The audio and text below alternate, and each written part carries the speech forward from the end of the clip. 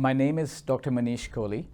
I'm a senior member and vice chair in the Department of Genitourinary Oncology at H. Lee Moffitt Cancer Center.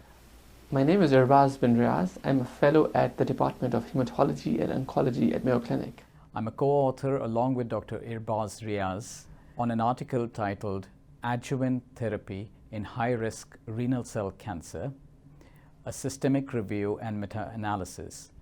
This article will be appearing in the Mayo Clinic Proceedings. The use of tyrosine kinase inhibitors, or TKIs, sunitinib, pazopanib, sorafenib, and axitinib, do not delay recurrence or improve overall survival when they're used after resection of localized kidney cancer with clear cell histology. However, there is a decline in quality of life while the patients are on these drugs due to high incidence of side effects such as diarrhea, fatigue, hypertension, and Palmer-Plantar dysesthesias. Therefore, TKIs should not be routinely recommended in all patients with resected clear cell kidney cancer. When a patient with localized clear cell kidney cancer undergoes a nephrectomy, on average, the risk of recurrence is approximately 50%, and this risk increases to greater than 75% in patients who are at higher risk of recurrence. So we really need effective drugs to bring down these numbers.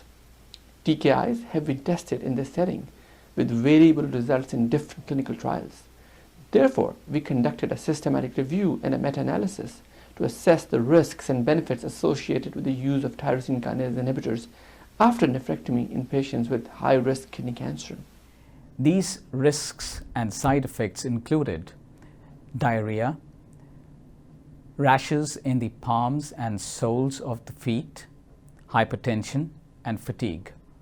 These happened in more than 50% of the patients who underwent those treatments. At the same time, the benefit of undergoing these treatments was not clear at the end of the treatment periods in these trials. A total of 4,500 patients were looked at, and of which around 2,000 patients were treated with one single TKI, sunitinib. Again, in this smaller set of 2,000 patients, the risk-benefit ratio was such that no clear benefit but clear side effect profiles and toxicities were observed. These findings are important given that the FDA has approved sunitinib for the adjuvant treatment of adult patients at high risk of recurrent renal cell carcinoma following nephrectomy. This approval was based on multicenter clinical trial, STRAC. However, when we look at the data in totality and we meta-analyze data from STRAC and ASSURE, the small benefit of sunitinib seen in STRAC trial is no longer significant, and similarly this is also true for axitinib and pazopanib, the other TKIs used in this setting. So in clinical practice, while we have the option of FDA-approved agent sunitinib for use in patients with high-risk kidney cancer, our findings suggest that sunitinib or other TKIs may not be used routinely in this setting. Some of the vascular endothelial growth factor TKIs have been indeed FDA approved, which means that we need to be cognizant of the risk-benefit ratio when we prescribe these medications in the adjuvant setting for our patients, fully understanding the amount of benefit and the risk that is involved in this prescription. We will have to counsel our patients as well in terms of the kinds of benefits and risks, and perhaps in patients who are undergoing such toxicity, we will have to take a second look whether the prescription should go forward for a lengthy period of time in the adjuvant setting. There is still a role of these agents in carefully selected subset of patients, but at this point we do not know how to best identify those patients. Patients need to know that while we do have an FDA-approved agent, sunitinib, which can be considered in high-risk kidney cancer patients following nephrectomy, the benefit may be restricted to a small group of patients, and it is really hard to tease out those patients. There is no clear evidence that adjuvant treatment with TKIs decreases recurrence or it improves survival using currently available clinical and molecular tools to identify the high-risk patients. The treatment is expensive.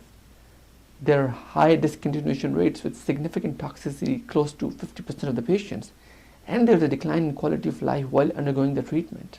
We do not have that granular kind of data available as to who are best suited for the benefit-risk ratio that the treatments provide in this clinical setting.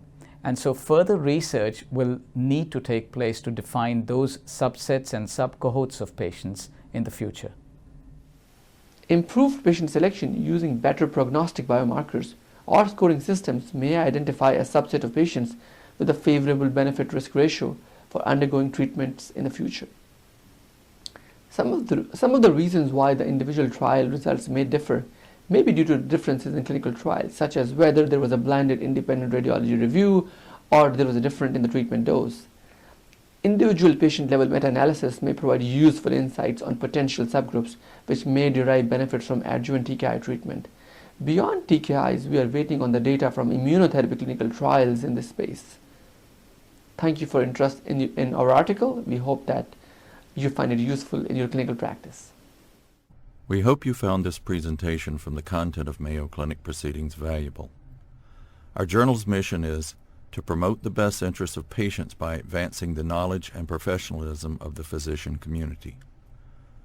If you are interested in more information about us, our homepage is www.mayoclinicproceedings.org.